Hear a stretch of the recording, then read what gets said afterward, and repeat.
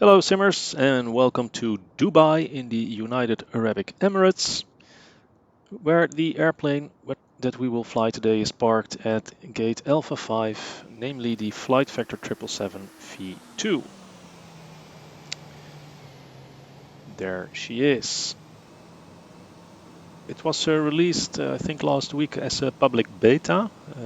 I already had the access to the alpha since the second or third wave of keys that was released by Flight Vector. I was able to purchase the airplane quite soon, but we were under a non-disclosure agreement during most of the alpha. And when that was lifted, I didn't have time to make a video. So, well, after all, finally, we are here to taking a look at this beautiful airplane that Flight Vector has,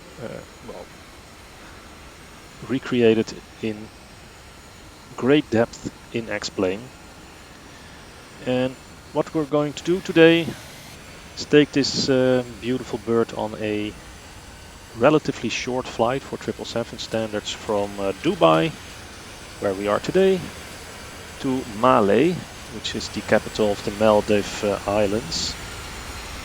And how that looks on the chart is like this: takeoff from Dubai in the southeasterly direction and then basically in a straight line towards Maldives. So that is the plan.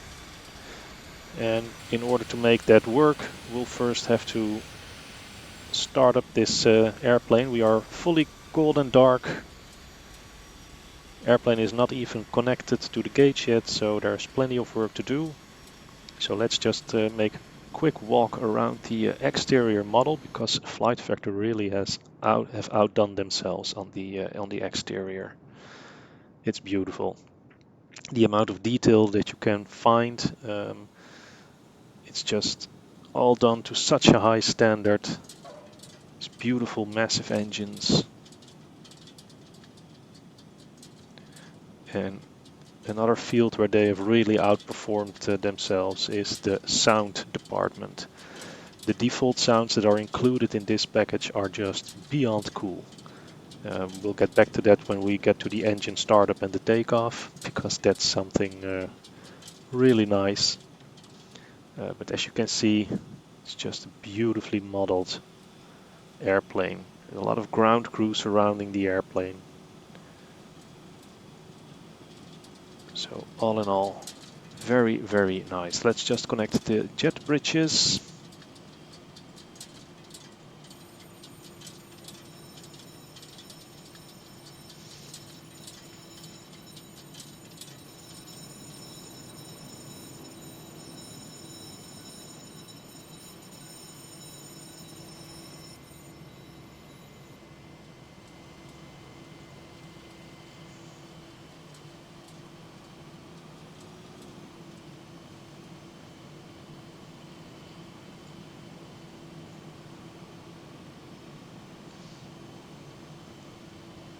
And with them connected, we'll jump into the flight deck, which is also beautifully modeled.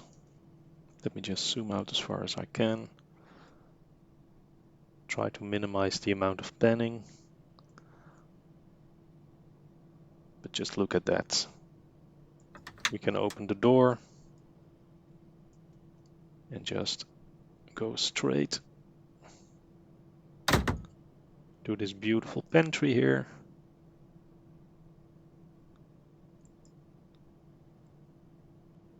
We can open the door with the jetway attached.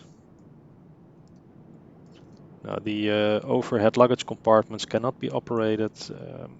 Personally, I don't mind. I hardly ever visit the cabin except for wing views. But I know some of you value this kind of stuff. So the cabin is not interactive, but it's beautifully texturized. Let's just see what's here. There's the second gate.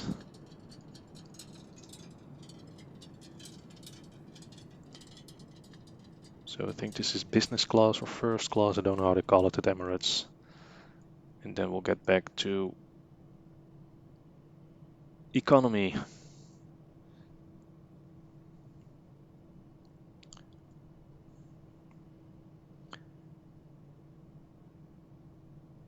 It's a big airplane. It's the shorter version of the 777. It's the 200ER. BMDG initially released the 300ER. And here's the main pantry in the back. Seats for the cabin crew. All that good stuff. So let's, this is a wing view that I preset, as well as this one. Here, when the gate is not attached, you can actually have a clear view on the massive engine on the left hand side.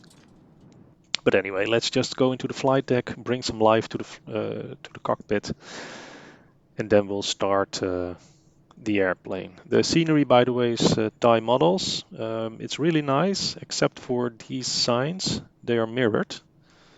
So the text is from right to left instead from left to right. That's quite annoying, but that's about it. All in all, it's a beautiful rendition of Dubai International Airport. So Thai model scenery. They done a great job with this airport. So in order to bring the airplane to life, we have to start with switching on the batteries. The bus ties are already in the auto position, and I'll start the APU, because if you want to request ground power, you're gonna need power on this system to interact with the ground crew to request that. As long as this is offline, you cannot request ground power. I can demonstrate that if you go to the EFB, then to the airplane ground surface, and Captain, I believe you need to say hello to establish contact with them. yeah, so that's the thing that you need to do first. So what we'll do is we'll start up the APU. That takes a while. Let's go to an exterior shot and listen to the sounds.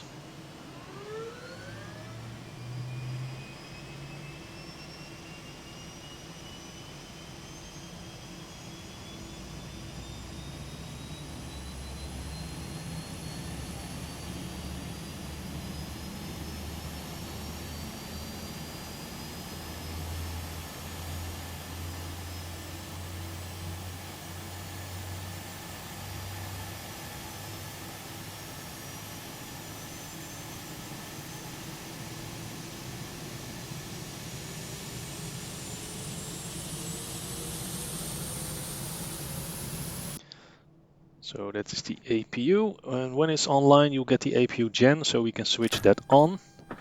That will bring more power to the buses. We can now set the IFE passenger seats, the cabin utilities on. We can set the emergency lights to armed, the window heats to on, and set the cabin temperature, because it's usually quite hot in Dubai. Let's see what the temperature is actually. We are at noon, local time, and the temperature is 38 degrees Celsius. That is quite warm, so let's make sure that we set the APU bleed on for the packs to have the cabin brought to a nice temperature for the passengers before they board the airplane. So switch on the ADIRU or the ADIRU, and if we go to the FMC, you can see it's still offline because the startup sequence of the systems hasn't completed yet. So we'll just have to be a little bit patient. It takes a while, but all of a sudden the screens start flickering, and when they are online you can get to the FMC, start to initialize, etc. And while we wait for that, we'll just have a nip of coffee, which is here. And that's the first coffee of the day. Now you can see that the FMC is now come online. So if I press this one, now we have the standby horizon. So now it's only a few seconds before the rest of the screens will come online. And you hear the stick shaker.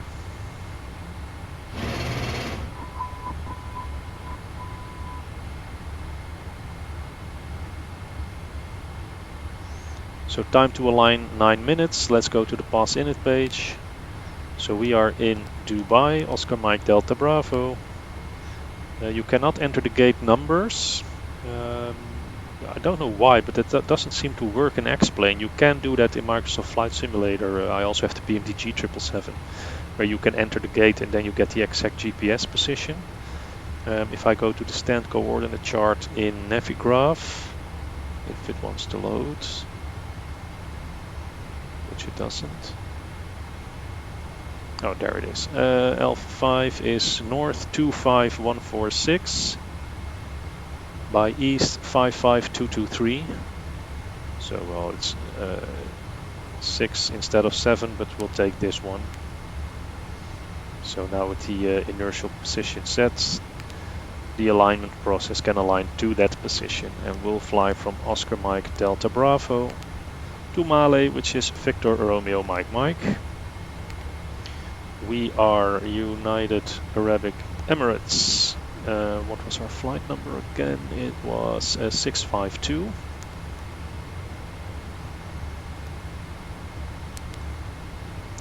And the expected takeoff runway today is 12 right. So before we go any further with programming the flight management system, first thing that we have to do is get into contact with the ground crew. So we'll go to cabin interphone, and you need this radio panel. This is the PA, so you can only make an announcement to passengers. This is the cabin, so you can communicate with the purser. This one is the ground crew, so let's make contact with them. Switch the radios on. Hello, this is the captain speaking. Ground is ready. So that's ground, that's good. So we want ground power units. Some equipment. What can I bring you? Primary GPU. Sure. Okay, let's stick with that for now. What we'll do is we'll go to the external services, and if you have SimBrief profile and you file the flight plan on SimBrief, which I already did, you can enter your SimBrief username and then get data from SimBrief. So now it says my name, flight number, origin and destination, the date. I can switch to the briefing, see my flight plan overview, or go to the ICAO flight plan, or the navlog, or the NOTAMs, or the weather, or the wind, or the weights, or the fuel, or the flight plan overview again. So that's pretty cool. That's fully integrated. And what we can also do is go to terminal charts. So user airports from FMS. No, that's not in there yet. So we'll go Oscar Mike Delta Bravo and Victor Romeo Mike Mike. Search idents.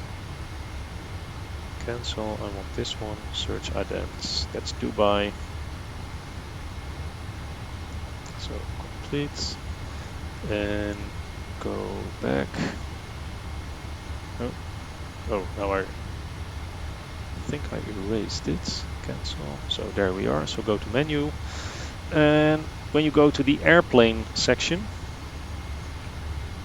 let's go to the weight and balance. And you can also fill your weight and balance information from SimBrief if you file the flight plan.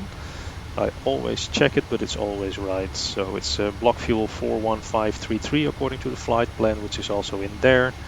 And 168.6 for the zero fuel weight. Well, 168.5, that's fine. So what I usually do is I go to the center of gravity summary, and it's already within decent margins. You can optimize it, but I'll just leave it at this one for now, because if it is outside of the margin, the CG number will be red. So let's go back. Go to the loading page. We can start to load fuel and cargo. We are ready here for the fueling. I am starting the refueling process. Please start the loading process now. Roger that. So now you will see the fuel and the cargo. I cannot load passengers and catering, and that is because I haven't made contact with the purser yet. So let's do that now. Thank you very much. So go to purser. This is the captain. Good day. Hi, Captain. Hear you loud and clear. So with all this in here, let's go back to the loading page, and now we can also select to load catering as well as passengers. So I'll load The crew catering. and aircraft are now ready for catering to be loaded on board. Absolutely. I usually let catering load first, and when the catering is completed, then I'll start boarding the passengers.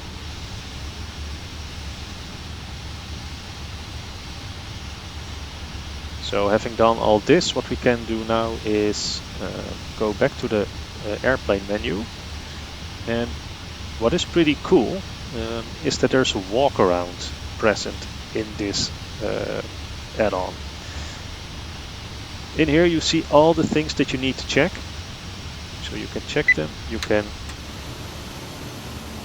press the button, then you walk to that position.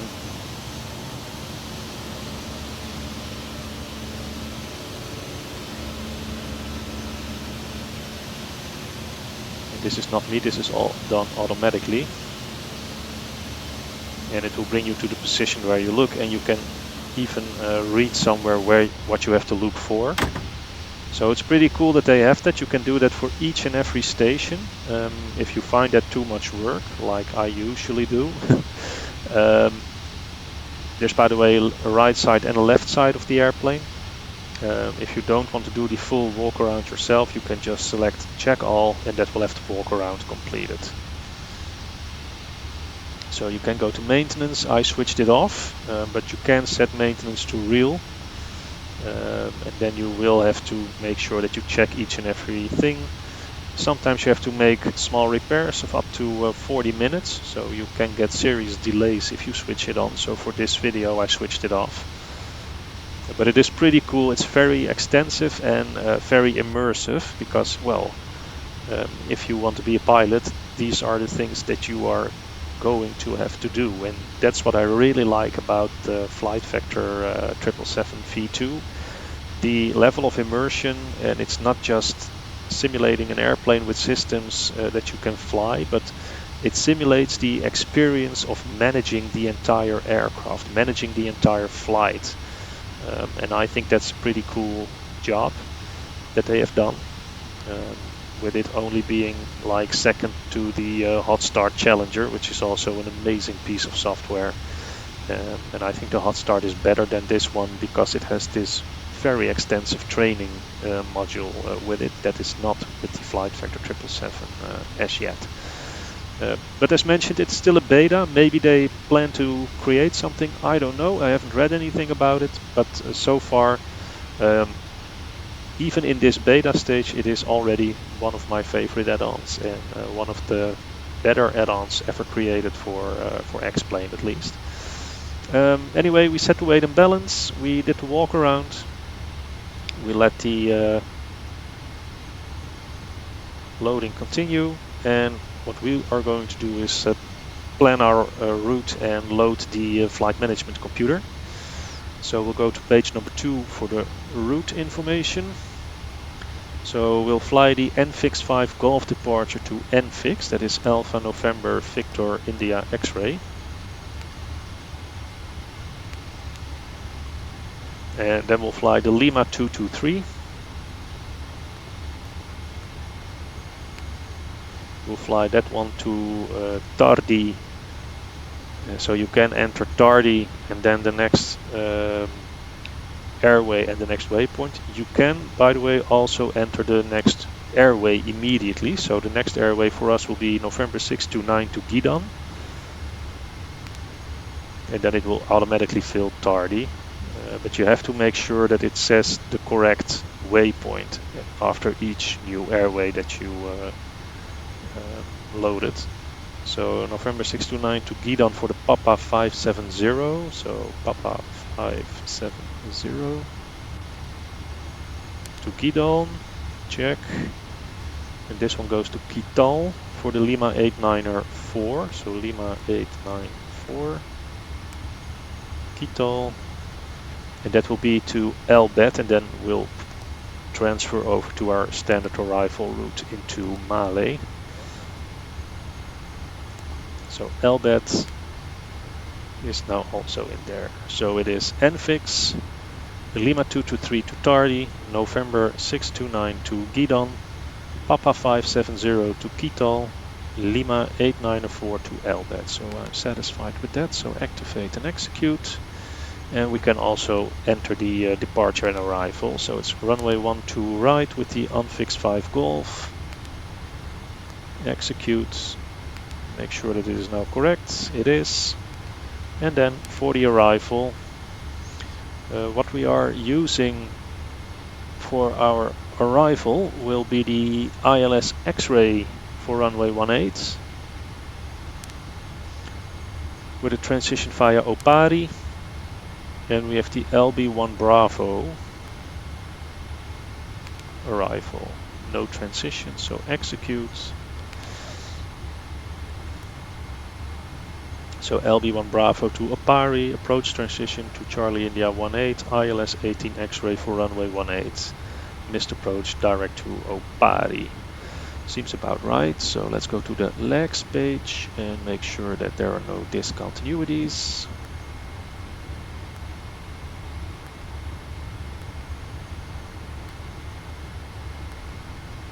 Looks good. So the route is now loaded. So yeah, what I usually do is I already enter the numbers from the flight plan. Once the boarding is completed, you get a load sheet, and I always verify that the entries that I made in this stage correspond to the final load sheet that you will be given.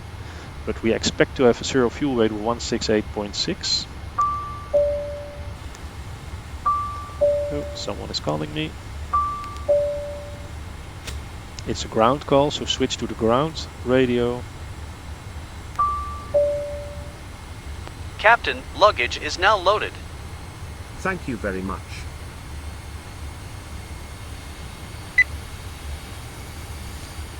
And we'll proceed here. The fuel reserves, according to our flight plan, are 9.96, so I think that's going to be 10. It is. Cruise altitude today will be flight level 370 with a cost index of 148. So center of gravity is something I have to set later. I'm not going to mess around with the thrust limit section, etc. until we have the final load sheet. But so far so good. As mentioned before, it's a public beta. There is a basic VNAV installed, but it still needs a lot of work. They are busy on doing that and implementing the necessary changes and upgrades. For instance, right now it's not possible for the FMC to take into consideration the wind.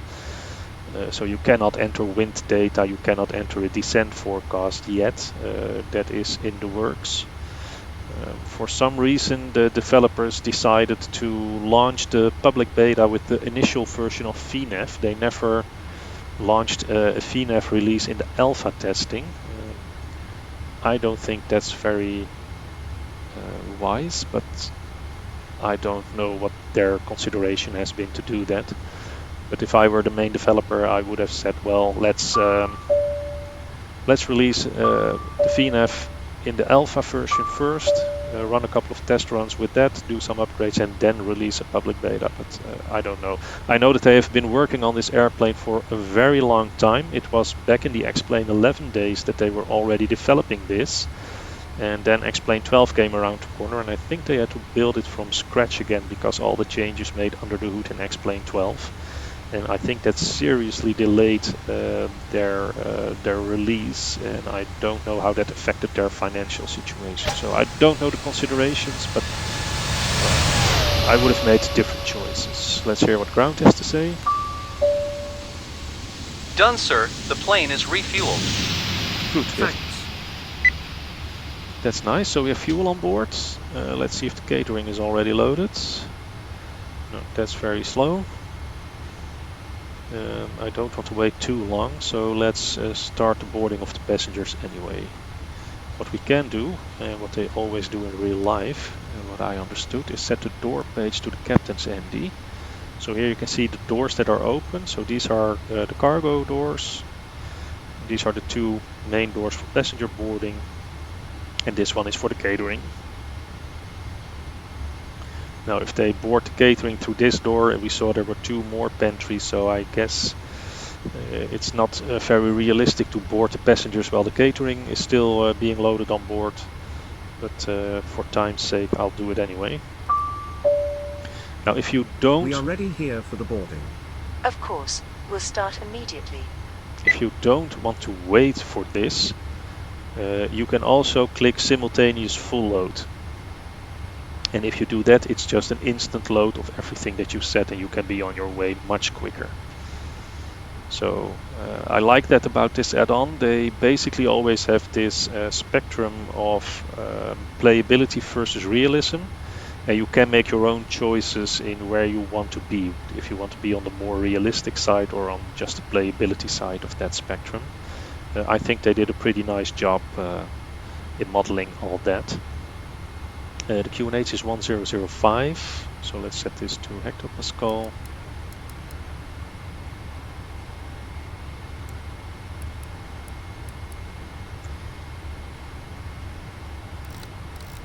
Now there is a setting somewhere that you can synchronize the barrows.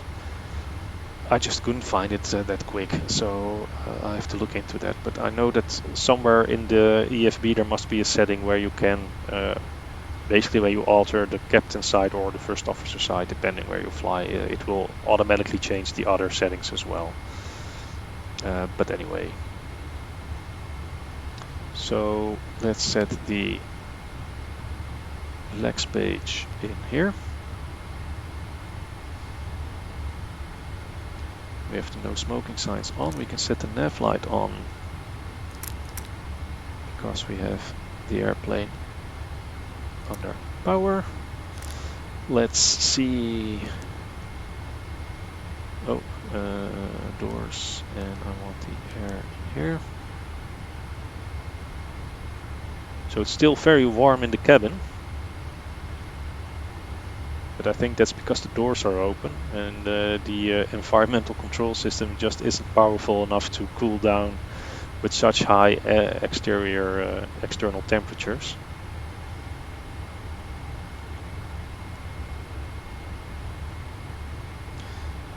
But anyway, this can go to RTO. Let's take a look at our departure.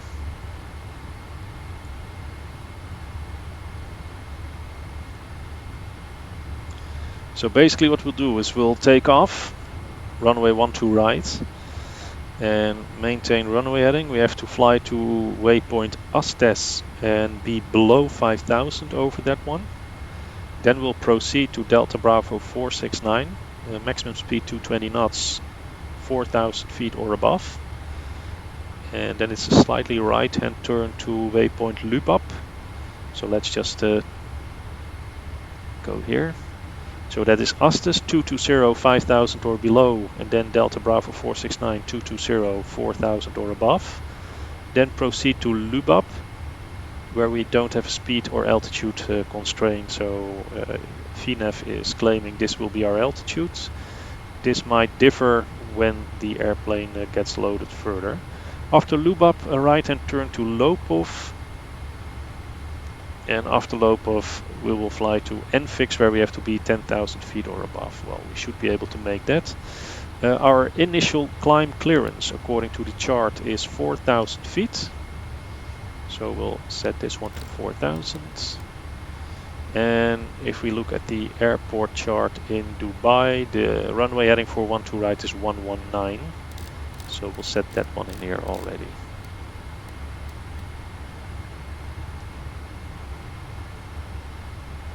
Flight number is 652. I usually set it as a transponder code. I know that is not real. but it gives me a different code every flight. So 652 is set, passenger boarding is on its way, catering is about to come to a close. Now if you are a nitpicker, you could criticize the way catering is loaded. It goes with 1 kilo per second, 1.5 seconds. Of course, in real life they bring catering on board in trolleys, so when there's a trolley on board it would go up with steps of like, I don't know, 10, 20 kilos. I don't know how much trolley weighs. But anyway, I couldn't care less. I saw some people making comments about this in the Alpha Testers forum. I don't really care.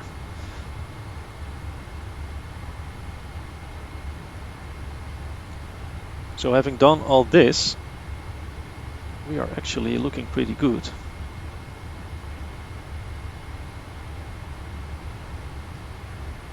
So we can do a light test.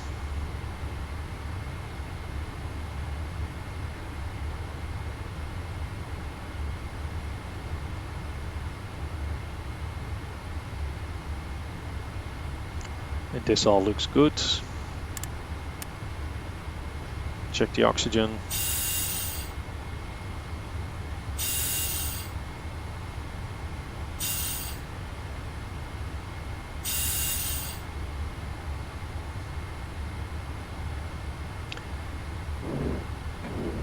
Oh yeah, by the way, we can move our chair into the correct position.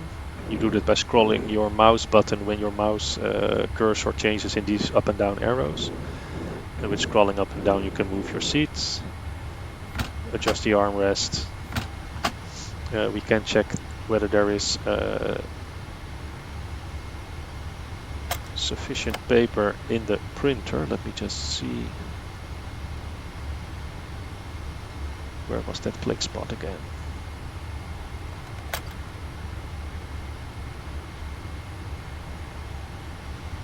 You can open this one, I know that for sure.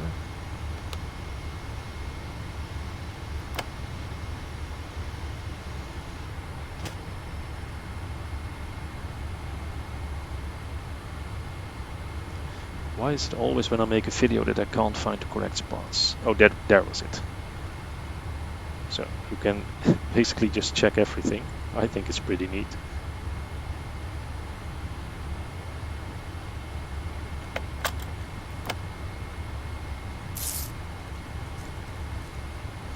So the printer is working, the lights are working, we checked the oxygen. So now it's just waiting for the boarding to complete. And after the boarding is complete, we'll get a load sheet. We can finalize the numbers, then we can run the briefing, which is also implemented in here. So it's going to take a while for the airplane to finish the boarding. So what I think I'll do, let's go to the airport map. Oscar Mike Delta Bravo, search ident. And now you get a map of the airport with a magenta triangle indicating our current position, which is very convenient when you start taxiing around the airport. So again, another feature that I really like that is implemented in this airplane. If you go to terminal charge,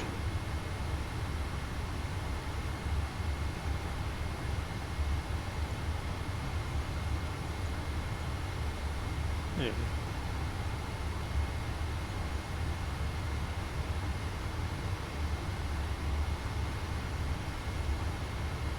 So here we are. We had to press complete first. So you can get the airport chart. I've got that in Navigraph on my second screen, but it is possible to get that in here. There's 2 of 6. So you can move around with the arrow keys. You can zoom in or out, and with page down or page up. You can get the charts for Dubai Airport.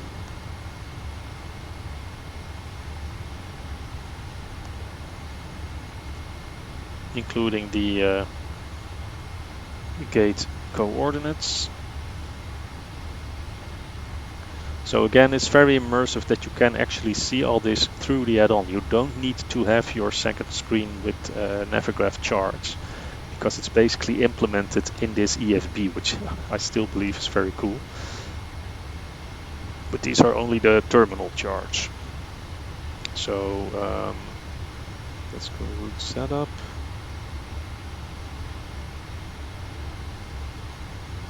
No, that's it. Page up. So alternates can also be entered. And our alternate today is, let's see, Victor Charlie Bravo India.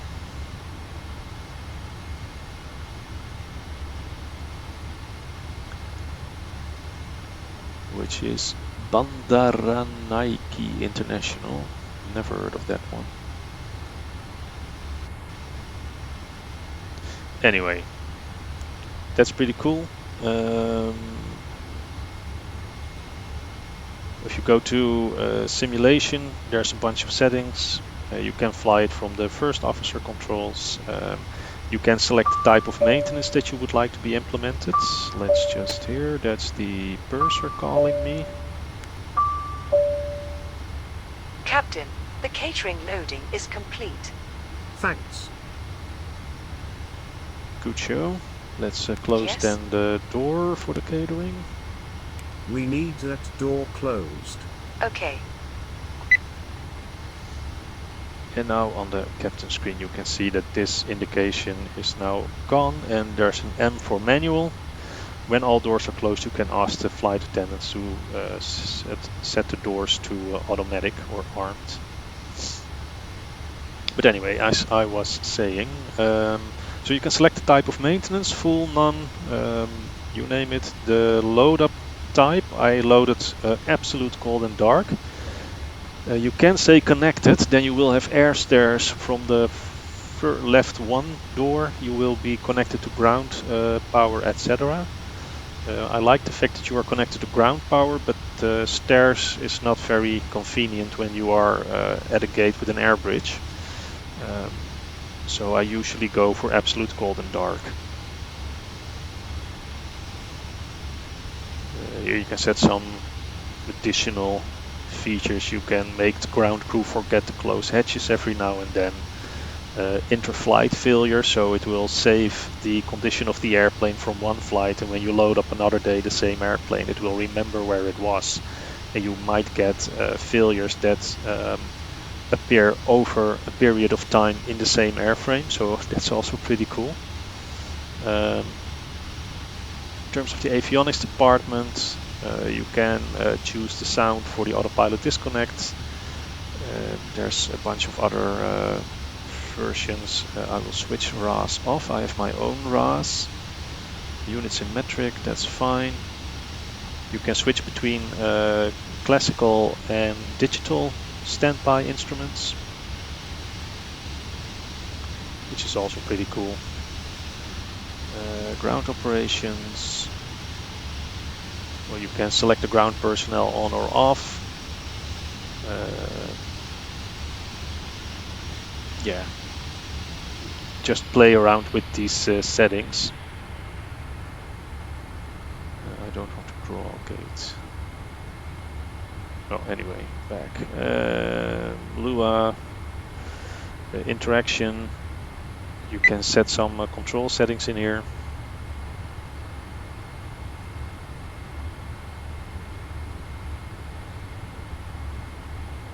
And I don't know whether you can. No, you cannot set the slaved barrow settings. So anyway, when you go to the situations, you can save certain situations. For instance, when you're on final approach, you can save final approach, and then you can just load up the airplane. There are some training positions where you can set certain airplane configurations for certain phases of flight on a specific airport, so that's also pretty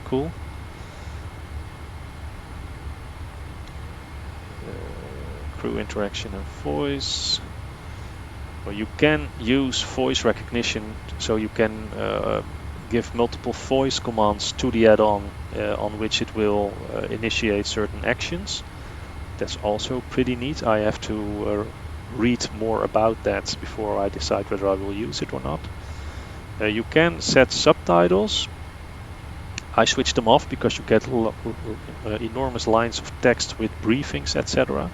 I don't really like that, but it is possible to do so. So if you have trouble listening to English but you're better at reading it, you can set the subtitles on, which is pretty cool. You can change some settings for voice effects that are in the airplane. If you need it, the load sheet is here. So loading is completed.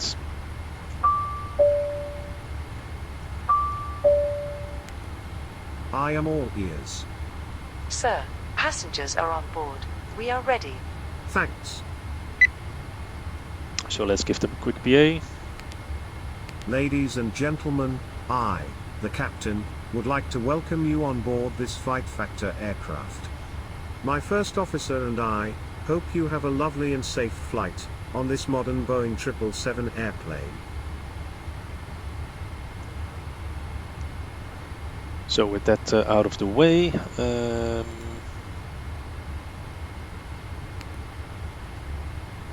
here's the final load sheet. If you click it, it will move to this position. Click it again, it will go to the clipboard, and clip on the clipboard, the top side, and it will be tilted so that you can actually read it more convenient. If you press this click spot in here on the CDU, you get a pop-out window. And what I usually do is I set my screen like this so I can easily check the entered numbers with the final flight, final load sheet. So we have 0 fuel weight 168.5.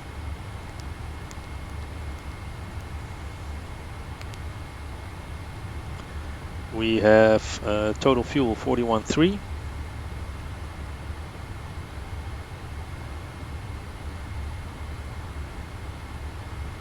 Cruise altitude, this is all done.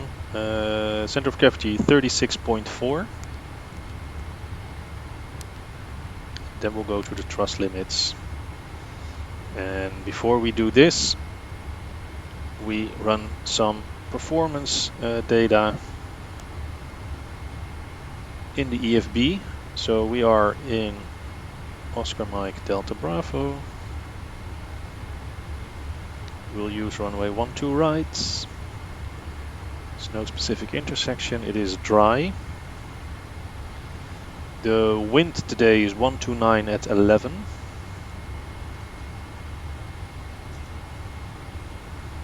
With the temperature 38 degrees. QNH 1005. We'll use flaps 5 for takeoff. Anti-ice is not required. I try to use a derated takeoff. My takeoff weight is 209.7. So 209,700. And the center of gravity was 36.4. Yeah. And now we can calculate. So flaps 5, trim 7, select temperature is 99. And that should give us a V1 of 140, a rotate of 140 and a V2 of 148. So let's bring up the CDU. So it is selected temperature 99. It is derated takeoff 1. Oh, should do that first. And then the temperature. And it's giving me 92.2. So that's a bit too high for this. Takeoff gross weight is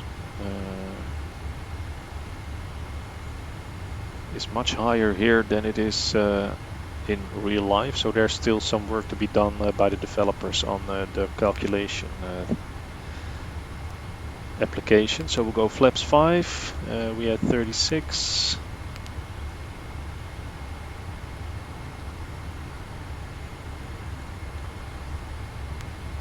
and it is giving me 140, 140, and 148.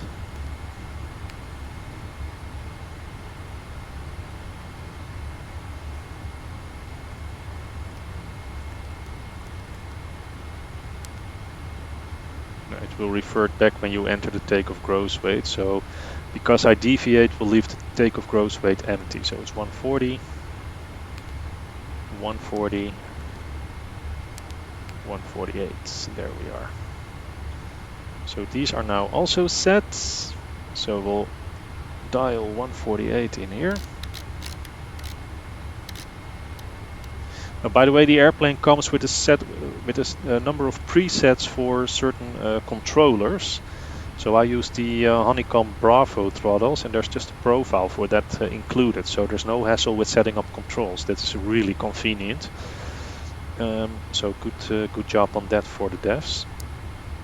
Set flight directors on, and we'll ask the cabin crew to close the doors. So go to the cursor. Would you like something? Doors, and if you go to page 2, you can close all doors. Please close all doors. Of course, sir.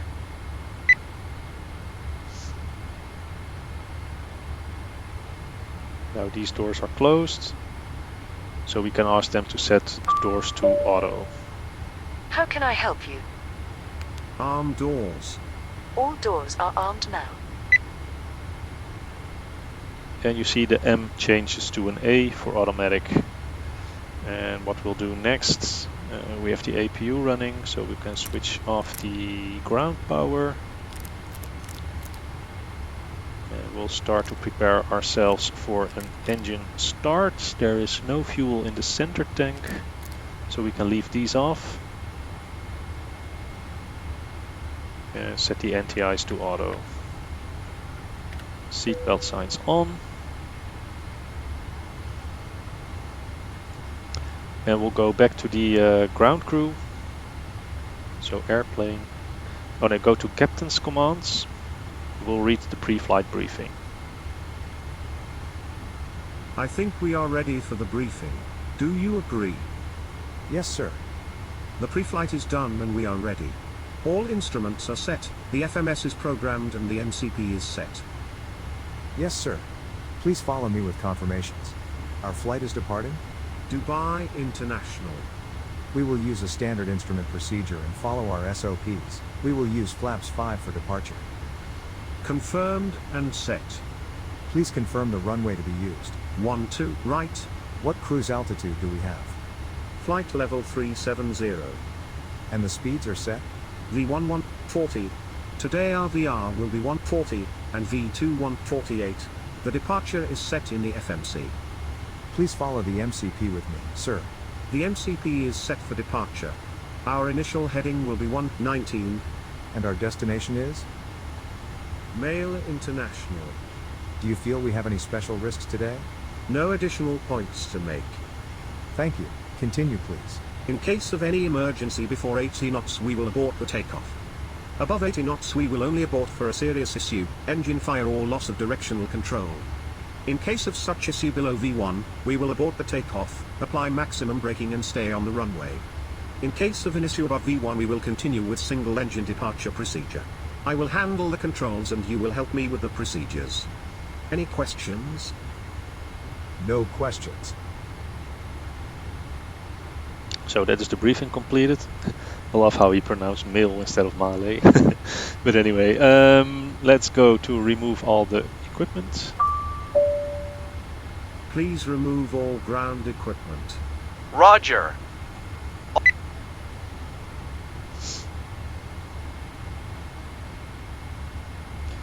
And close all hatches. Close all hatches, we are ready to pressurize. Sure, sir. We are all ready here.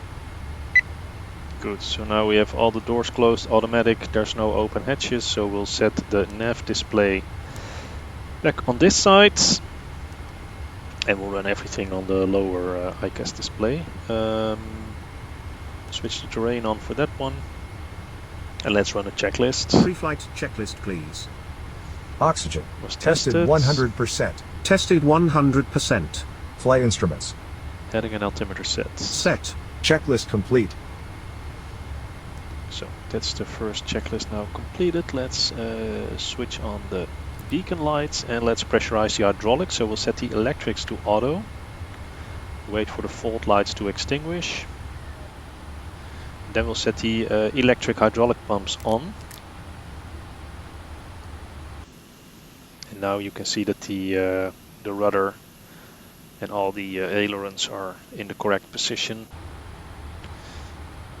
We'll request Sam to release the air bridges.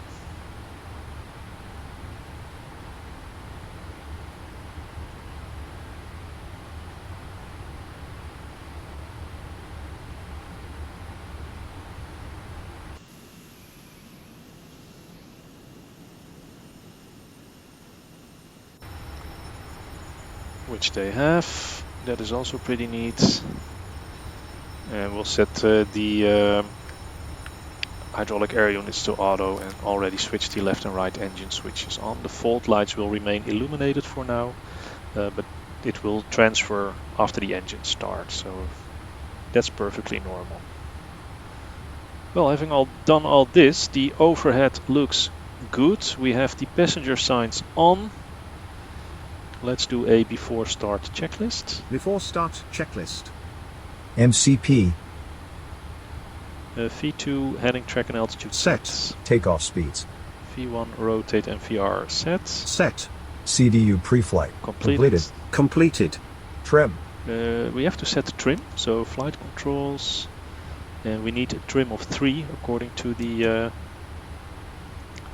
CDU. So step trim 3 is now set, so checklist. Trim. Set. Set. Taxi and takeoff briefing. Completed. Completed. Checklist complete. Alright. So time for our next adventure, and that's the pushback. You can use better pushback, I usually do that. But because I want to demonstrate what's included in this add-on, I will now use the pushback feature that they have included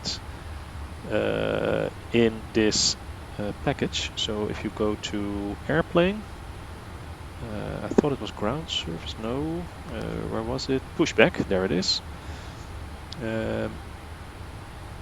We can just start our pushback.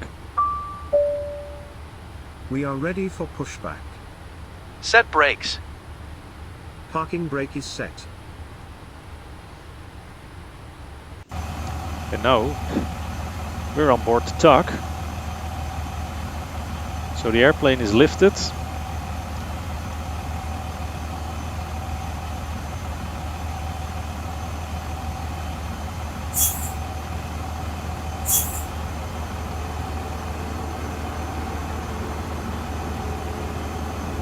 So if you go to the flight deck, we can release the parking brakes. Parking brake released. And when I go, Commencing pushback. usually go to an external view. And now you can control the tug with your thrust levers and your joystick or whatever you use. Okay, I think it's broken in the beta. That's a bit sad.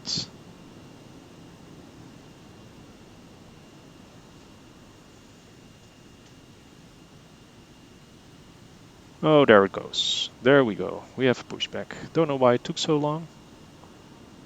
It's very stuttery.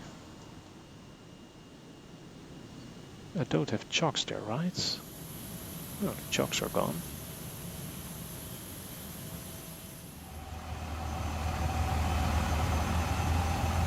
Now you have to be careful because you can actually damage the airplane when you use the tug. But no, this doesn't seem to work all that great, so we'll just drive away this pushback tug, complete the pushback sequence with this, and then we'll use better pushback after all.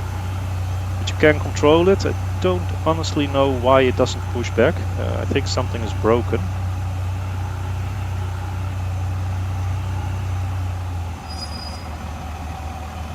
So that is Pushback that. is done. All good. Show me the pin, please. All clear, pin is removed. Much appreciated. Have a safe trip. Please wave him off. Yes, sir. Waving Okay. off. So now we can use the better pushback. So we'll do that and push back to this position. Great news, Captain. Your tow's coming. There we go. All right. Looks like the doors and hatches are closed and we're ready to connect. So we'll set the transponder to alt off.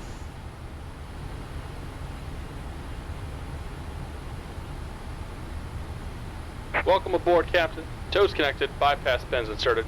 Go ahead and kill the parking brake when you're ready to go. Brakes off. Here comes the pushback. Light them up. Start a sequence first 2, then 1. So we'll bring on the engine controls. It's actually pretty nice that you can switch between sunglasses. Anyway, the startup of this airplane is basically very Airbusy. You only have to pull 2 switches. So we'll set this one to start and this one to run. I'll keep my mouth shut and we'll listen to the sound effects on the outside.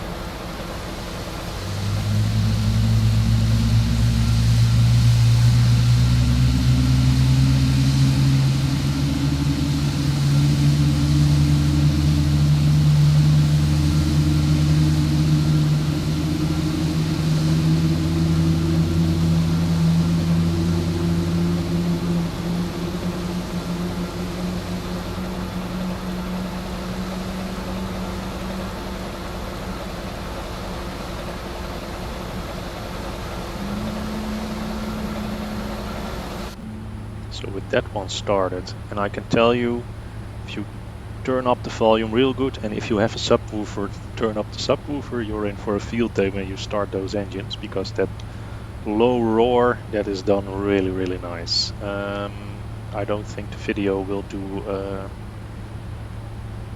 do it just. So engine number 1, start, fuel on.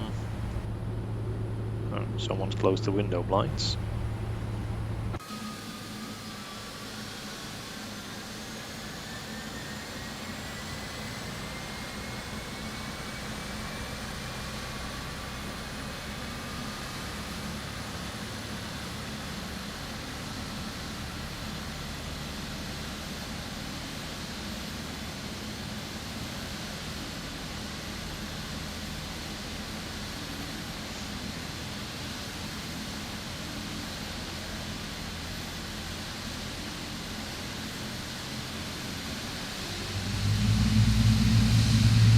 Just about done here. Go ahead and set your parking brake.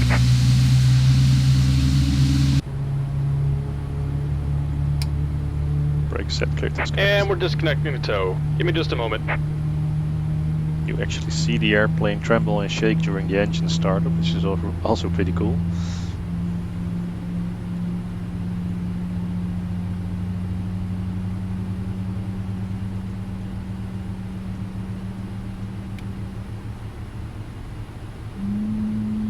So we have quite an easy taxi ahead of us. We'll take the first right in here, then immediately left onto taxiway Kilo, and just follow Kilo for Kilo 1, where we will take off from runway 12 right. So engine number 1 is also stabilized, so we can switch off the APU. And we're disconnected. Signal and pin on the left. Take it easy and have a safe flight. Thanks for your help. See you next time. Bye bye. And we can run a flight control check. Full left, full right, neutral, down, up, neutral, and the rudder. Full left, full right, neutral. Set flaps 5, And let's run the checklist. Before taxi checklist. Recall. Checked. Checked. Flight controls. Check. Checked. Ground equipment. Cleared. Yep, clear signal. So clearance. Cleared. Checklist complete.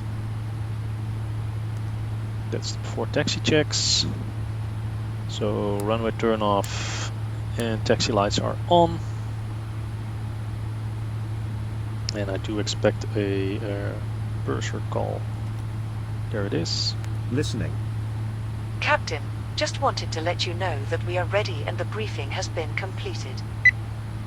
Good. So we are good to go. So parking brakes off. And just get this thing on. Takeoff warning. Check no sound.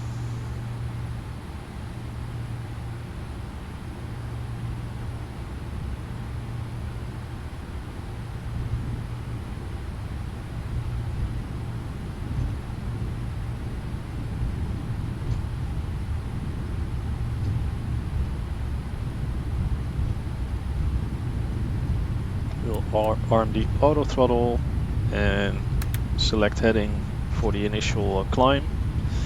And above 500 feet I will switch LNAV, VNAV on.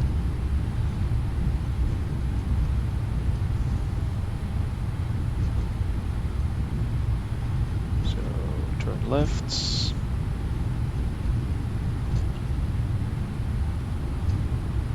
And then we'll just follow this taxiway until we see Kilo 1 on our right hand sides.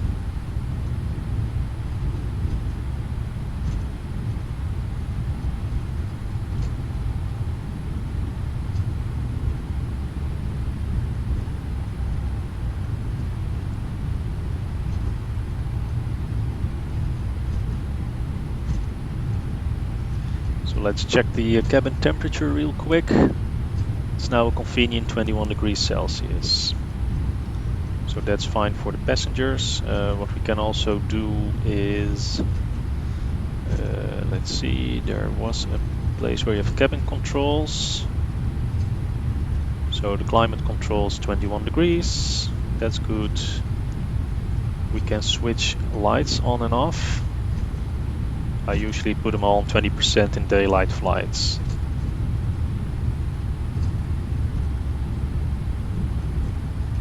And the toilets are all fully loaded, so we are ready for the flights.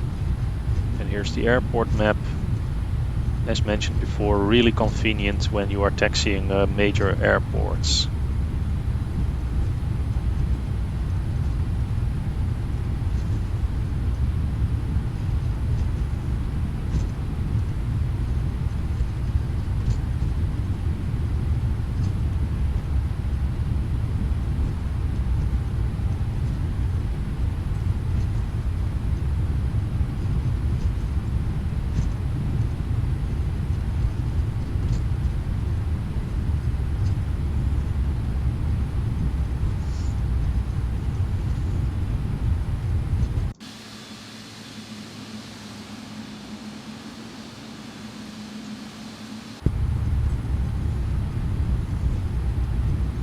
Some landing traffic.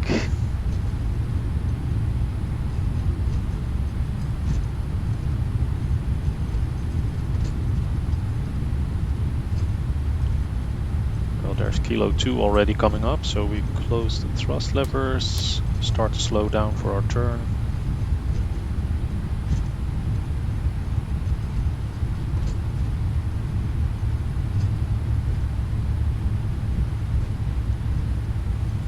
So we'll switch this one to TARA, switch the strobe lights on.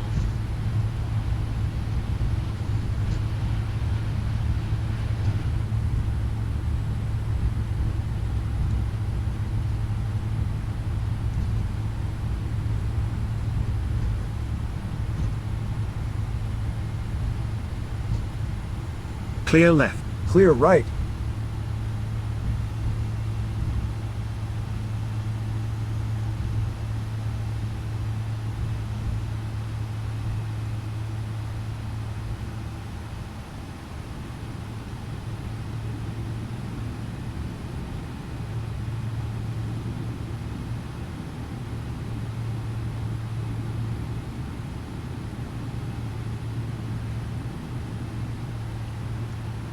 Don't think this traffic is for our runway.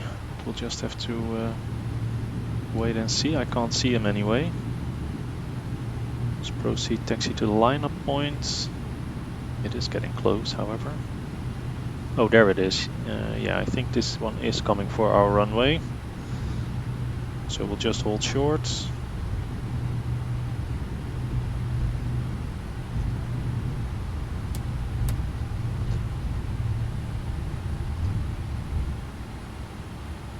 And set the brakes.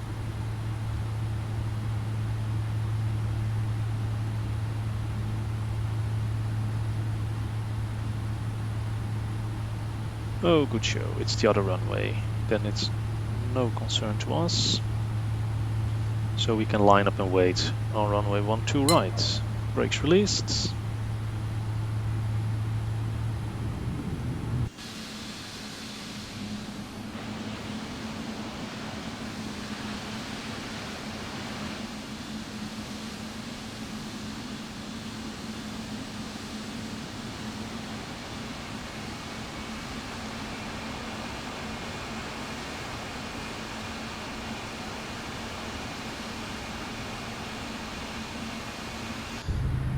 Approaching 12 right. What I do notice is that you need quite a lot of engine power on this one compared to the BMDG 777-300 to get it moving. Well, I understood from Clear left. Clear right. real world pilots that basically it doesn't require that much runway, power to 12 make it. Oops, right. I think this one was coming to our runway. I think this one will go overhead. So line up, brake set, TARA, strobe lights on.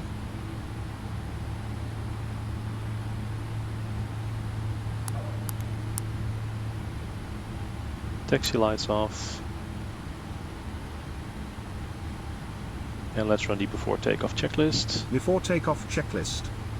Checklist complete. Okay, flaps are set, checklist complete.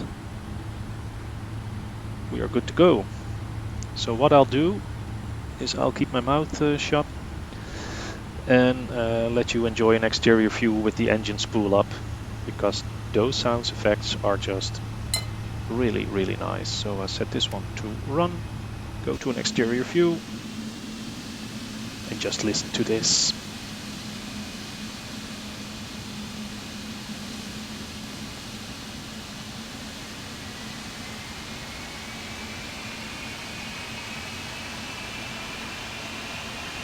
Stable and takeoff.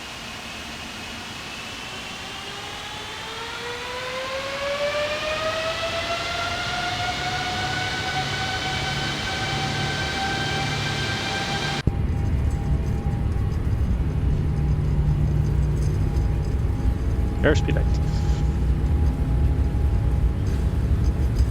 80 knots, cross checks. That's the one thing that I'm lacking in this add-on. It's the first officer calling out the speeds on takeoff. With all the immersion and interaction, I thought they would have done that, but they didn't.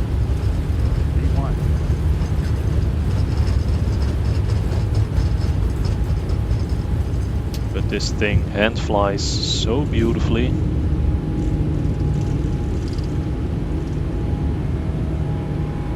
You need very small control inputs. Gear up.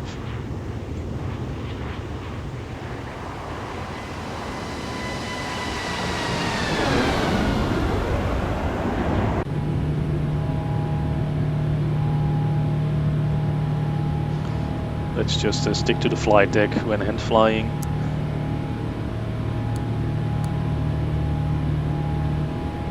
Gear is up. Maximum speed is 220 knots. LNAV, VNAV.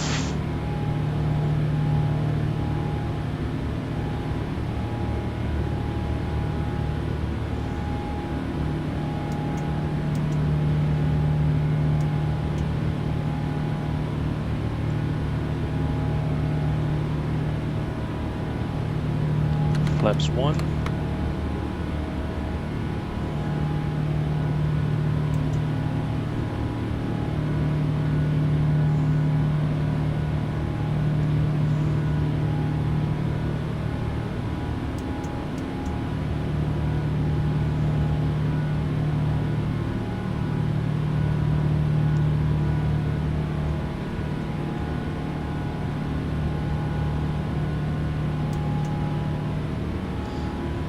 climb and maintain flight level 240 for Emirates 652.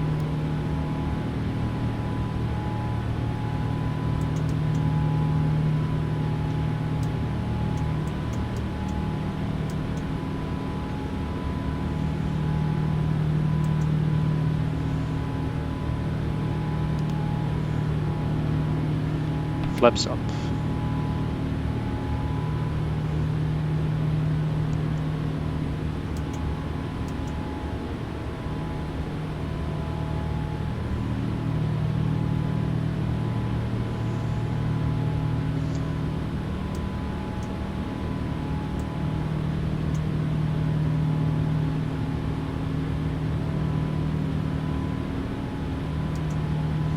Transition altitude in Dubai is 13,000 feet.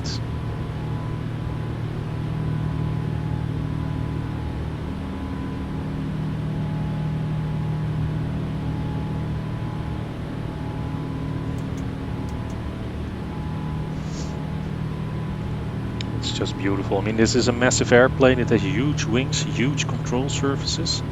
So you only need small control inputs to get a response from the airplane.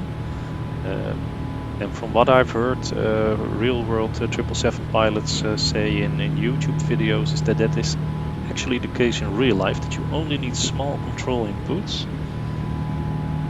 much smaller, and it's much more responsive than you would expect from such a huge airplane. Anyway, let's release the passengers.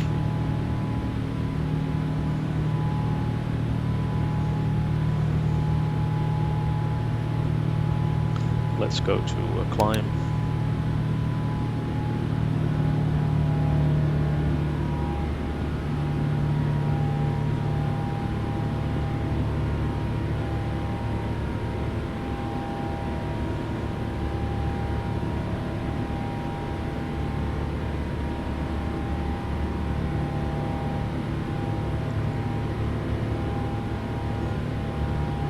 Passing 10,000 feet, landing lights off, passengers released after takeoff checks. After takeoff checklist.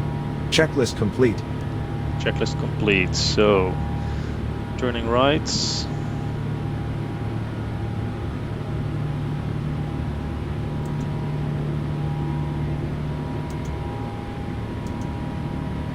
And now we can accelerate, so just trim the nose down.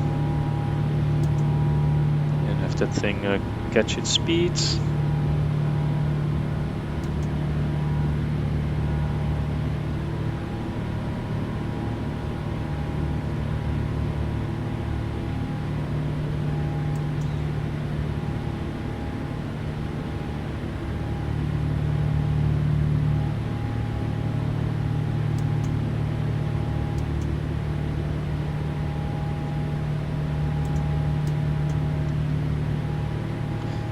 Let's dial up the heading bug. Flight won't be too exciting in terms of scenery, it's mainly desert and sea. So I didn't bother to download orthos for the entire stretch. There will be orthos in Malé. I downloaded a freeware package from X-Plane.2. It looks quite alright, so we should know in about 3.5 hours. So expect to be in Malé roughly 1200 Zulu, so that would be, I think it's 5 p.m. in Malé. So transition altitudes, QNH standard, and let's switch the autopilot on because we are above 13,000.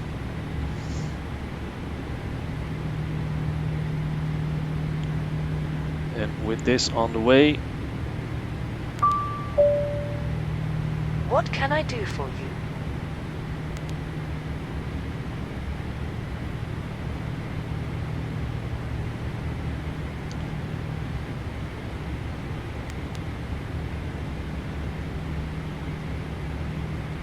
I would like to ask you to make an announcement. Sure thing. Ladies and gentlemen, in a few moments we will lower the cabin lighting. If you wish to continue reading, you are welcome to use your personal light. We welcome you to enjoy our entertainment program. In the sidearms of your chairs, you will find your personal headphones. And let's ask her for a cup of coffee. All ears. We need some coffee here. Gladly. And then you have your cup of coffee.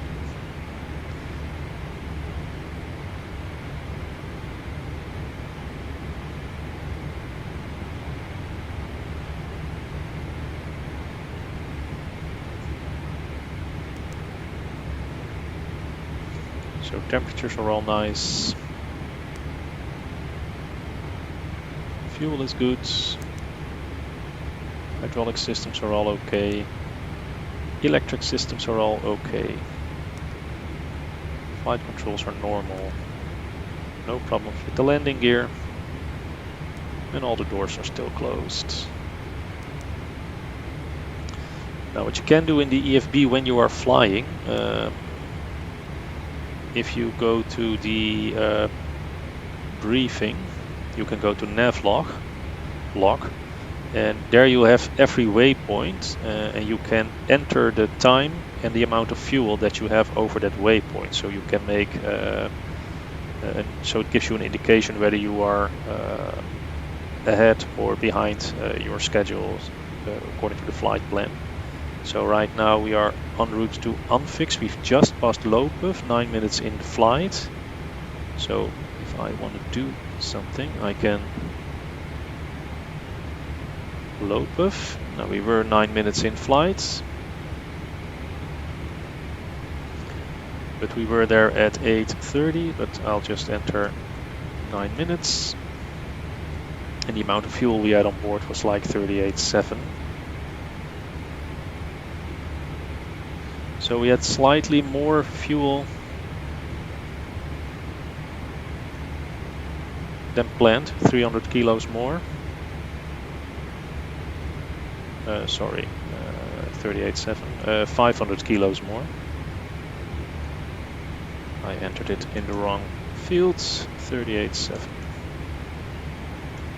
Now you can do this the entire flight. I usually don't, especially on longer flights. I tend to take off, climb to cruise, and then just do something else until I reach my top of descent.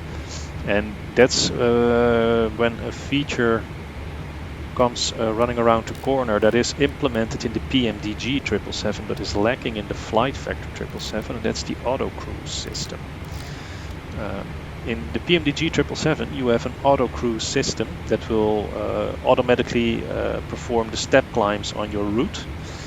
And it's actually very convenient. It is not yet implemented in the Flight Factor 777.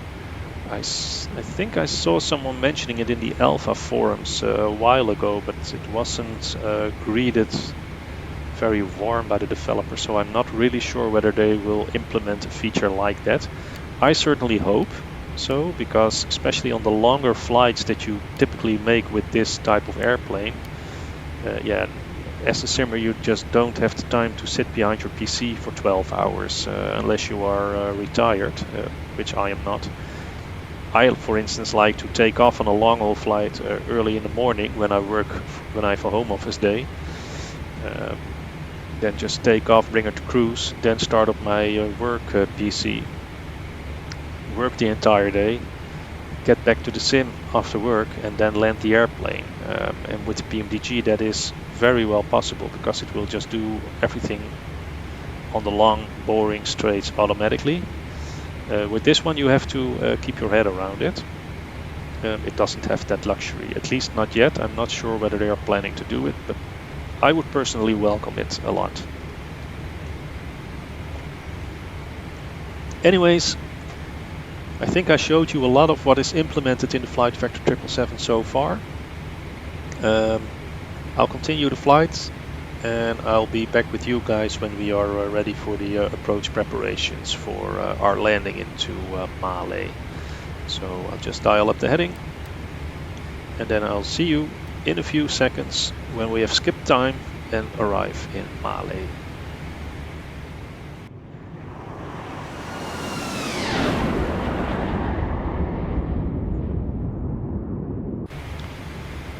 So there we are again. We are over the Indian Ocean, roughly 130 nautical miles before our top of descent. So, well, still have plenty of time, but let's just run the approach preparations already.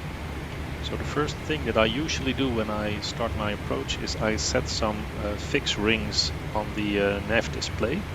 So what I usually do is I go to the legs page, find the runway, then make it a fix. And with this airplane I like to have some larger distances than, for instance, with the 737. So I put rings at 7 miles out, at 12 miles out, and we are flying at flight level 370, so that is 90 plus 21 is 111, so let's just make that 120.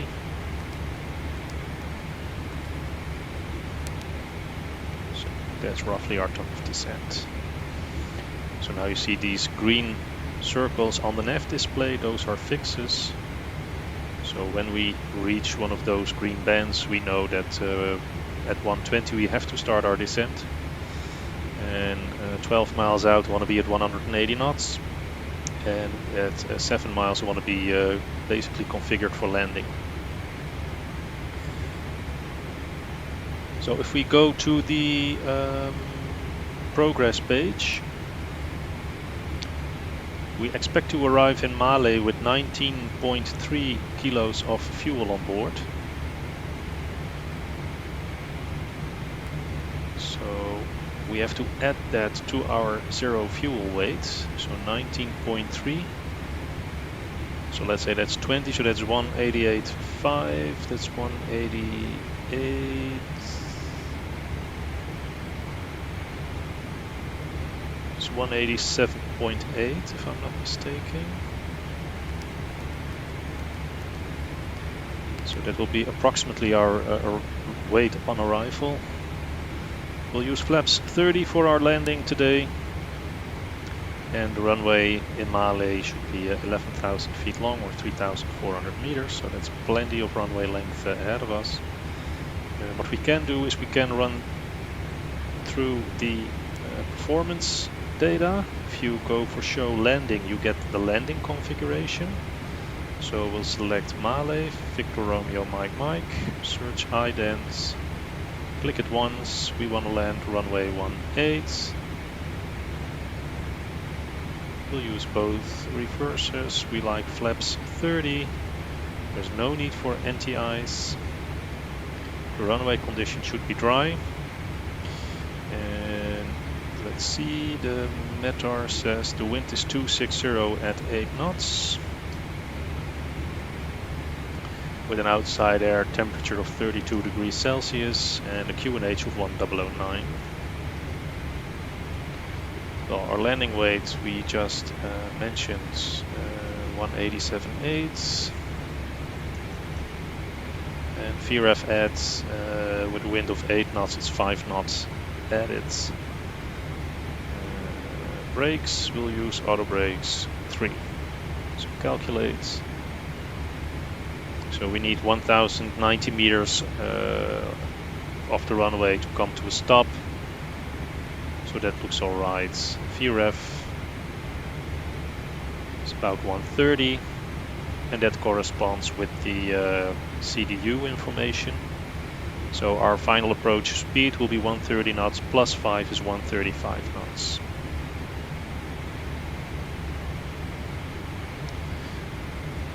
The flight management computer will auto-tune the nav radios, but we will check that the ILS is correct, that it corresponds to the information on our chart. So if I go to the arrival chart for ILS X-ray, it should be 109.7 at course 183, so that is correct. And if we look at the minimums, we should have barometric minimums of 220. So we'll just set that as well.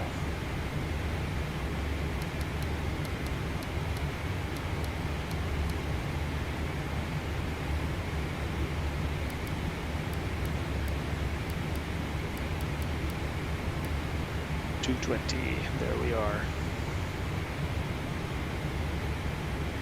So we checked the nav radio, we set our minimums. The QNH 1009er can be preset.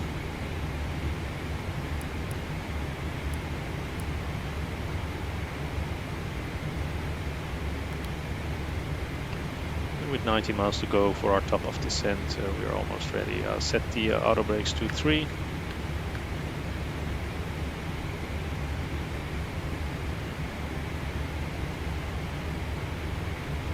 And let's have a final cup of coffee before we have to start At our your service. descents. Please, a cup of coffee. Sure.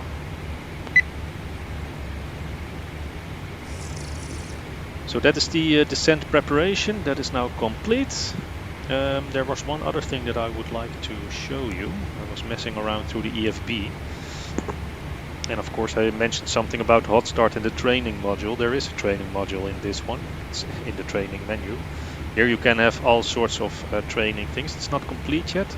Looks like they are working on some more features. But it is possible. I don't want to mess around with it right now because I don't know whether I break something, and that would mean I have to redo the entire flight for this video. But there is a training menu on board, and there's also a significant amount of failures that can be selected. Here, if you go to all failures, here's a list of all the possible failures that one can replicate in this airplane, and you will have the what's it called, the non-normal checklists. Descent checklist. Recall. Check. Non-normal menu. So here's a whole bunch of non-normal checklists in this checklist system, which is actually pretty neat. So you can set a lot of failures, you can work on those failures with the implemented checklist system. So that was something that I wanted to show to you guys. So 74 miles to go before we reach our top of descent. I'll skip the video here and I'll get back to you guys as soon as we are ready for our arrival into Malé. See you in a bit.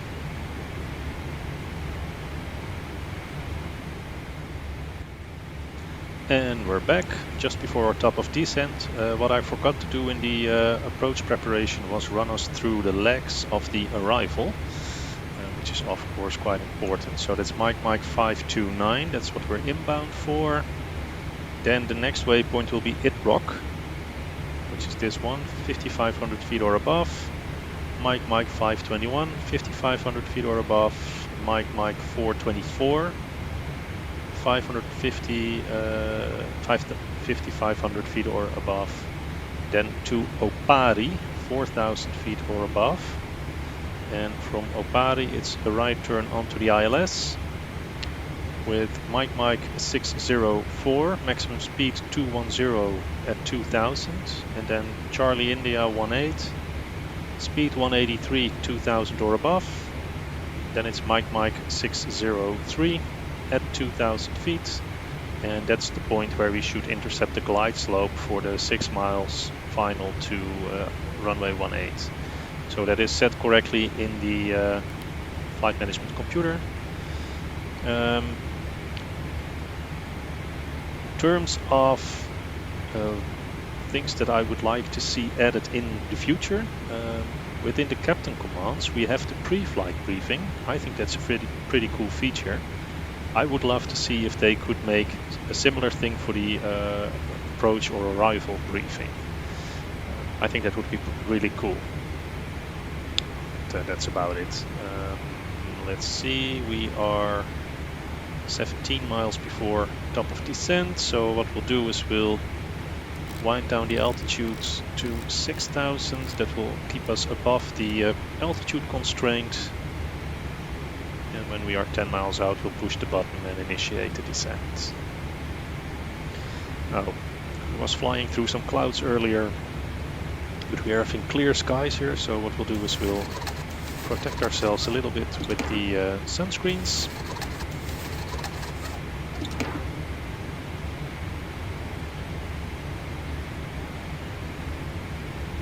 There we are. And no, they cannot be moved. Oh, that's a shame. Anyway. 10 miles. Press the button.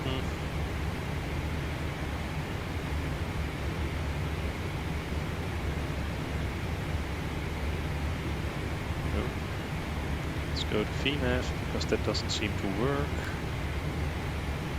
I'm missing a descent now feature.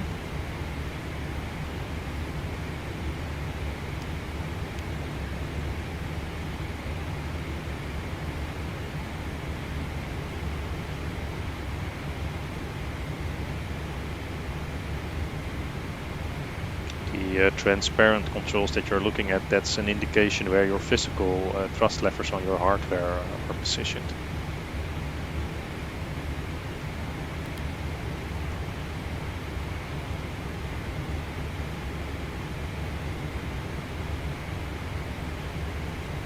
But there's no way to initiate the descent earlier, judging by the looks of it. Unless you want to start with vertical speed. Let's see whether it starts when it hits the 0 top of descent.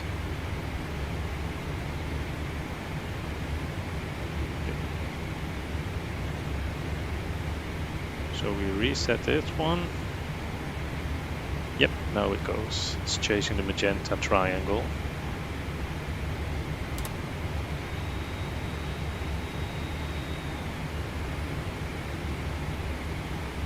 Now the reason it did that was I closed the thrust levers on my physical hardware, so it went along with it and then repositioned itself. Anyway, descent is initiated. We've checked our arrival routes, speeds are set, minimums are set, nav radio is set, QNH is preset. The transition altitude is 11,000 feet. So all that we have to do is inform the cabin crew that they can prepare for landing. At your service.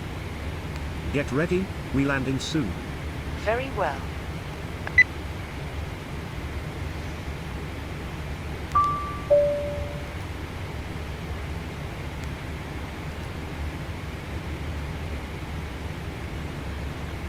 I would like to ask you to make an announcement. I'm not interested. Well,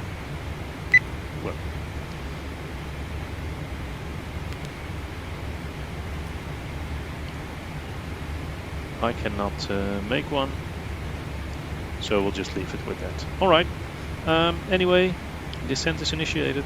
I'll skip the video here and I'm back with you guys as soon as we are closer to the airport for the landing in Malé. See you in a bit. So, change of plans. We are still going to Malé, but instead of the LB1 Bravo, I transferred over to the Pilik 1 Bravo arrival because I was looking at my chart here in Navigraph, and when you look at the initial arrival procedure, it has like a 90-degree turn for final. With a heavy plane like ours, I don't think that's very commendable. So I decided to switch over, fly to Pilik, then Mike 520 and have a much smoother transition onto a longer final approach for runway 18. I think that's more suitable for heavy airplanes. So what you see me doing right now is I made a change in the procedure. So we have to check that the procedure is set correctly in the FMS. So I add this one to my routes and I'll take the new arrival charts for Pilik and just have a quick look at the altitude constraints. There are none. Okay, now it's calling out for drag, so let's give it some drag. So it's Pilik and then Mike 520, Opari 4000 or above, and Mike 604 at 2000. Mike 603 also at 2000 feet, so that should be doable. So we have our speed brake extended. speed brake is armed. We can now also run the descent checklist. Descent checklist, please. Recall. Check. Checked. Notes. Check. Checked. Auto brake. Set. Landing data. Set. Approach briefing. Completed. Completed. Checklist complete. So we have briefed the new arrival. So the descent checklist is completed. With us approaching the airport, we have to make sure that we have good visibility all around. So we'll store the sun screens. There we are. And when we look at the METAR for Malé, the wind 260 at 8, clear visibility, few clouds at 1800 feet, broken clouds at flight level 270, temperature 32, dew point 26, QNH 1009, there are no significant change expected. So we are looking good for our arrival into Malé. I'll reduce the altitude setting to 4000 because our first altitude constraint is 4000 feet or above.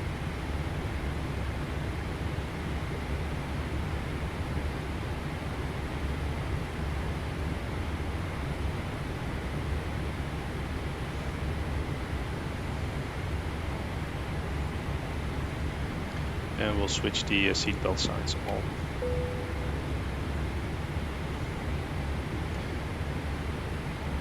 Somewhere in the FMS I still have 13,000 as a transition altitude. And by the way, if you want to transfer the setting, you can use, oh no, I thought there was a click spot somewhere down here. But I was mistaken. Never mind, we'll just set it 1009.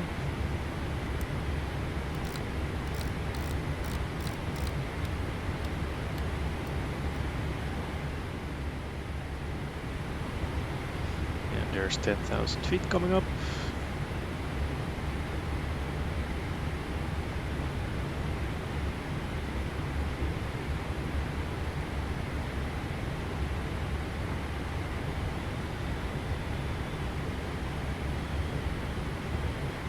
So landing lights on. Runway turn-off lights on. We are slowing down to 240 knots. Let's store the speed brakes. Speed brakes are armed. Auto brakes 3 sets. QNH 1009 is set and the nav radio is tuned.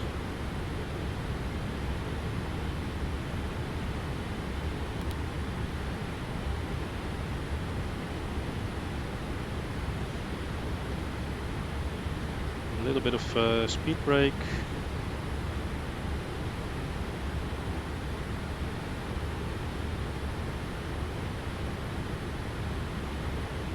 So let's run the approach checks. Approach checklist, please. Altimeters. Set. Checklist complete. Check. Okay, so the next checklist is the landing checklist when we are fully configured for landing. Here we have one of the new ships in X-Plane. We have a little bit of an island. So these are the famous Maldives. Oh, that's just an aircraft carrier.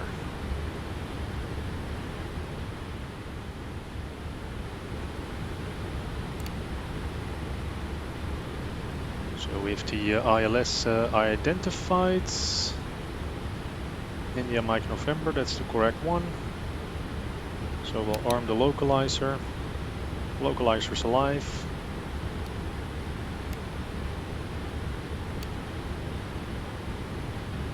.22 miles.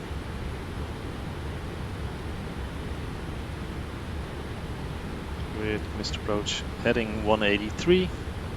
The missed approach procedures: climb straight at 4,000 feet, then a left turn, proceed to Opari and hold. So it's just missed approach altitude 4,000 and straight ahead. So pretty straightforward. Then we'll just make a left turn, basically flying along downwind for another go. So nothing too special with that.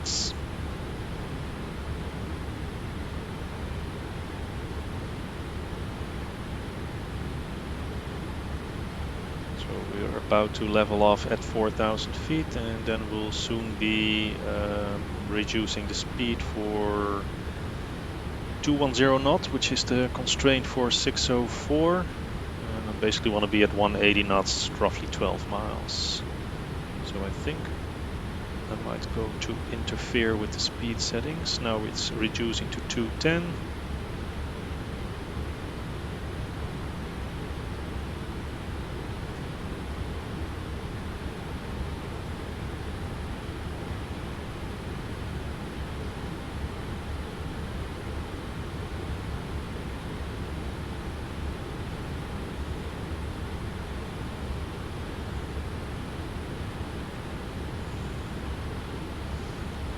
So flaps 1.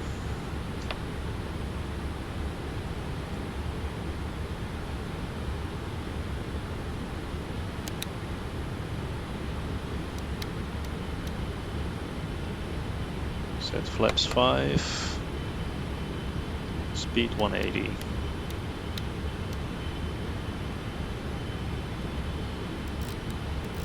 Descent 2,000 feet.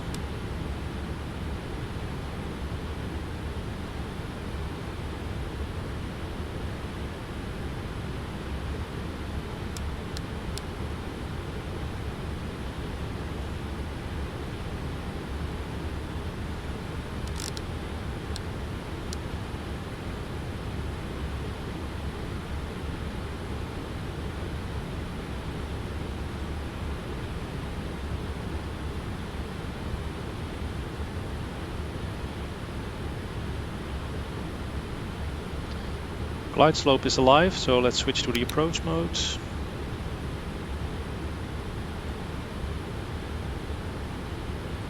Let's reduce the speed to 160, so set flaps 15.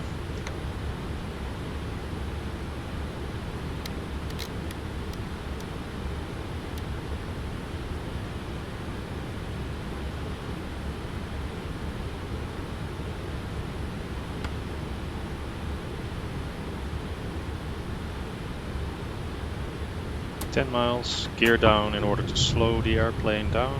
It's the most effective speed brake on this airplane is the landing gear. Arm the speed brakes. Nose gear light on. Taxi lights on.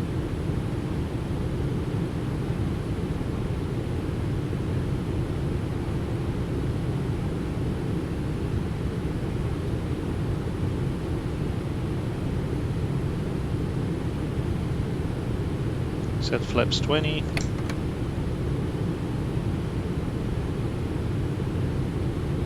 Eight miles out.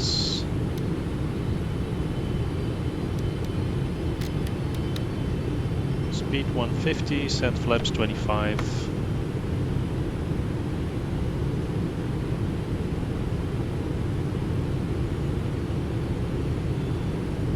We have the airport dead ahead. We can see the Papi. Glide slope is alive. Glide slope green. Glide slope is captured. 6 miles. Flaps 30. Set speed 135.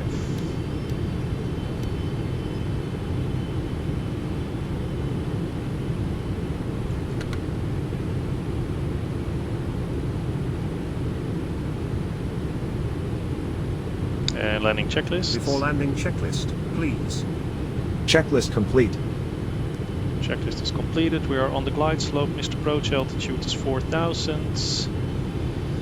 So we're good to go. We have the runway in sight. So what we'll do is we'll take her in manually because it's a pretty nice day. We have 5 knot crosswind from behind. That's not ideal. Throttle disengaged.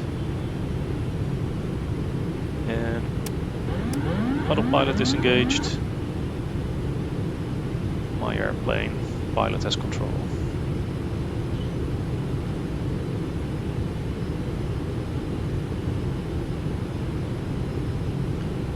It's pretty dark outside. There's the crosswind from the right, pushing me to the left, so a little bit of right rudder.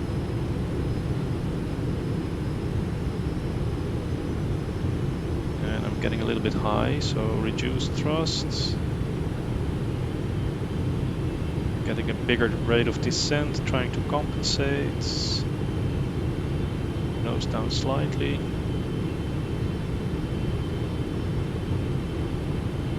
Approaching 18. Back on the glide slope, turning to the right, correcting.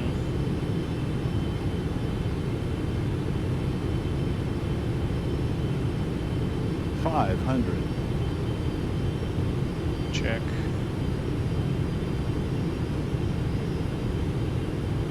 $400. Again, the response of this airplane on manual flight is just so awesome. I love Approaching it. minimum 300.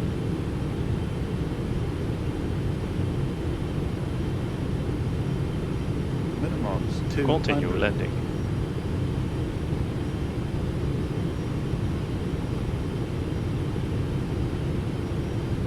$100. Eyes to the end of the runway. 50. 40. 30. Check. 20. Close. 10. Multi-attitude. There we are. Reverse. Enabled.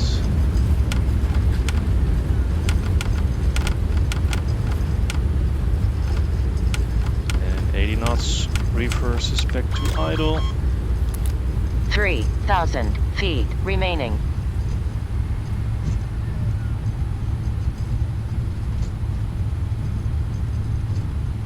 And auto brakes are off. And let's exit the runway here at Delta 6. Flight time 3 hours 44 minutes, which is exactly as the flight plan predicted. The weather radar can be switched off.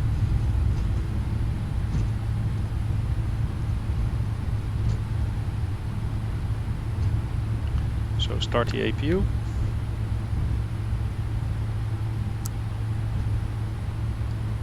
Switch Clear left. Clear right. the landing lights off.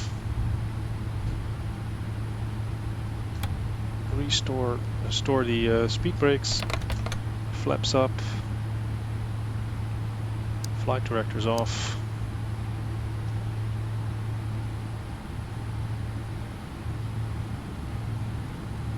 This one back to map.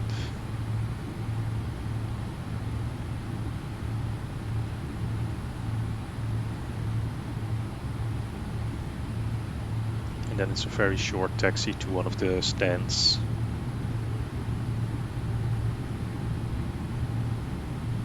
So auto throttle disconnected, that is cancelled. Set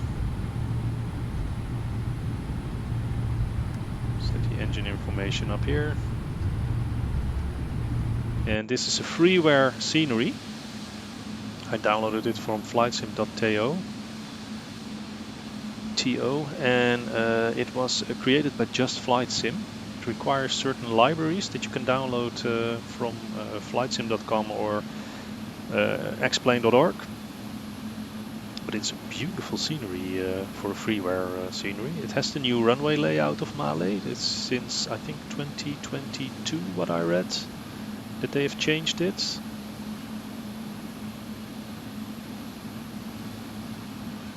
Lovely airport to fly into. And from Dubai you can fly with a 777 for Emirates or a 737-800 for Fly Dubai. So it's also a nice destination with the SIBO mod, or with an Airbus from Sri Lanka or India. So it's a nice little destination up here. Anyway, strobe lights are off, and this one can go back to TA only. Why am I taxiing so slowly? And the runway turn-off lights can be switched off. And let's just park here at stand number 2, taxi lights off.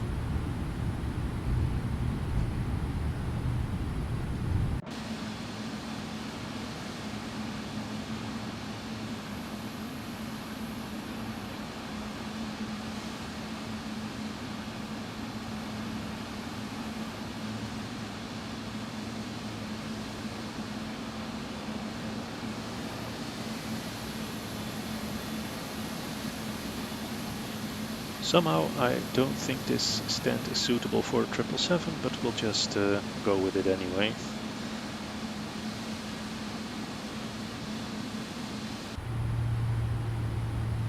So parking brake is set. Well, welcome to Malé. Let's take a look at that landing from the outside perspective. Let me just see, logbook, it says 3.8, that's about right. And flight, toggle replay mode. And then click it down there. There we are. Should have focused a bit more on that crosswind. I was too far to the left from the localizer.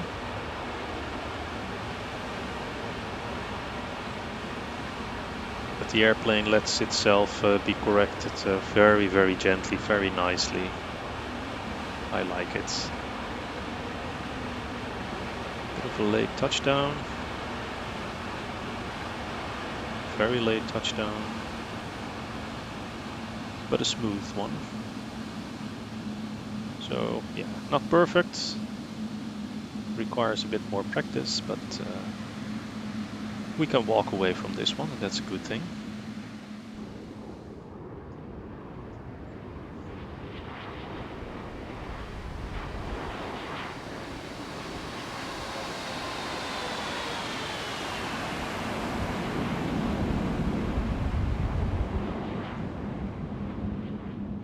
And there we go.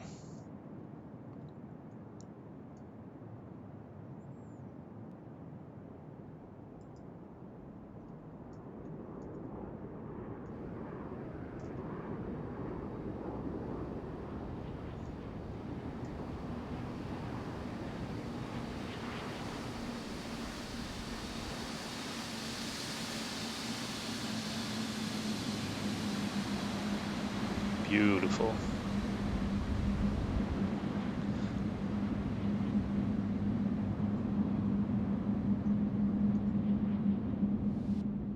Pause the replay and go back to the parking position. We have to recycle the flaps. They are now being retracted. Oh, by the way, if you want to look at the modeling of this airplane, look at this. All the tubes, the lines, the entire technical system to drive those spoilers. It's just such an amazing level of detail throughout this airplane. It's just, it keeps amazing me. I have this for months already. And I just keep finding new things. It's just awesome. So anyway, we are here on the ground. It doesn't really like to be switched between a replay mode and then back again. And you get all sorts of warnings all the time. But anyway, we have the APU that's now also at fault, so I cannot. That's the only downside. When you have an APU fault, the APU generator will not work, and it is not possible to connect ground power before the engines are shut down. And when you shut down the engines without an APU, your electrics will go blank. So, yeah. It's just that when you switch between the replay and go back again, the APU limit will always come up. So I have to stop it here. Yeah, what can I say? I like this airplane. It's a beta, it's not finished, so too early to make final judgments. But the way they are going with this one is just absolutely amazing. The level of detail, the amount of failures, the sound set. I just love this plane already. They really have to fine-tune the VNAV, but that's something that they know and that is on their to-do list, so that's no problem. I would personally love to see some auto cruise system, just like BMDG has in their 777. But even without that, it is still perfectly flyable. So it's a very, very good airplane already. And I can only wholeheartedly recommend it. It's beautiful. Nothing more to say than that. So on that bombshell, I'll leave you guys. Thank you for watching. If you have any tips, tricks, comments, questions whatsoever, please leave them in the comment section below. As usual, please do so in a respectful manner. and I hope to see you all again another day on another video. Thank you for watching, and bye bye.